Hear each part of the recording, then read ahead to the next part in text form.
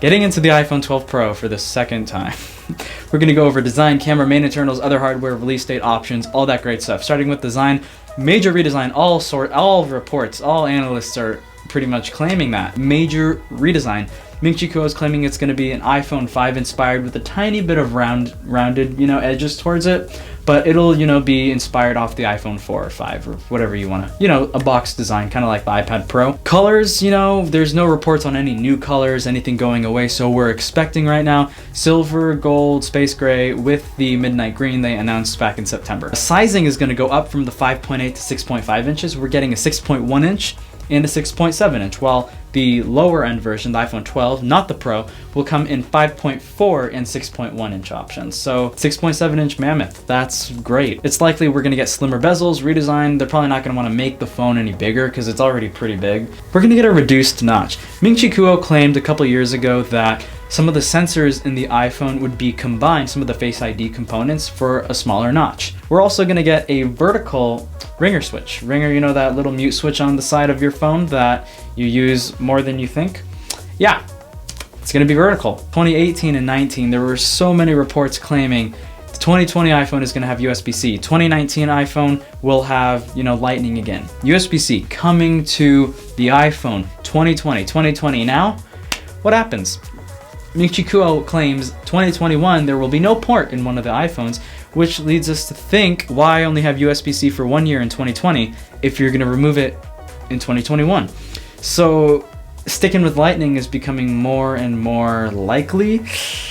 I hate that. I really want USB-C, but I'm for wireless connectivity. I'm for that push. Moving on to the camera. The camera was where, it gets a little fun. Triple lens setup. We got wide lens, main lens, telephoto lens, flash microphone. But now, you've heard this a million times probably, we're getting a time of flight, TOF lens.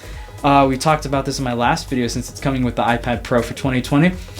Pretty much sends out laser artificial light to 3D map the room. It's for augmented reality enhancements, along with helping probably AirTags and AirDrop, along with the bokeh effect, portrait mode. It's probably going to go hand in hand with the AR glasses I already said in the last video. That is coming out in like 2023 is estimated. Here's a great concept by Zone of Tech. So that's the camera pretty much. That's all we really know, other than there being a 7-component lens, but there's no telling what that will do. Main internals. Oh, it gets fun here. A14 5nm Architect processor, more power efficient, better battery, all that great stuff. In-screen Touch ID. Oh, this makes me sad.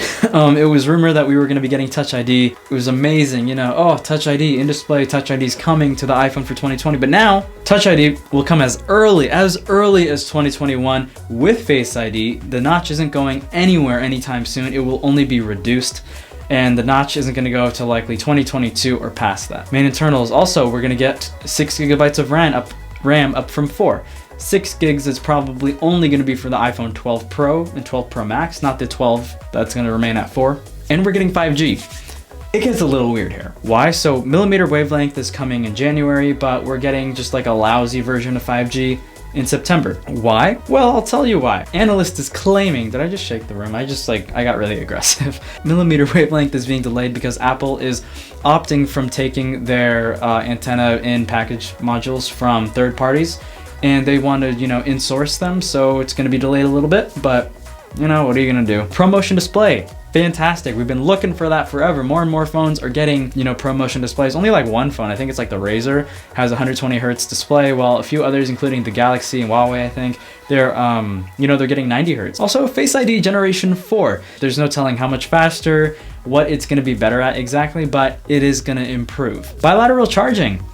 That was rumored for last year. Didn't happen. It's pretty sad. It's coming this year, hopefully. Moving on to options, your storage and pricing. 64 GB is going to be removed according to Ming-Chi Kuo. Makes sense. I mean, 2020, $1,000 phone, 64 GB. Pricing kind of sucks. We're going to go, Ming-Chi Kuo is claiming the pricing will increase between $30 to $100. So now he's claiming $50. So we're going to get a $50 increase. Releasing is always fun. Announcement September 8th at their event. Pre-order on September 11th. The release will be September 18th. Great to hear. All that great stuff. Well guys, thanks for watching. Hopefully I'll see you guys in the next video.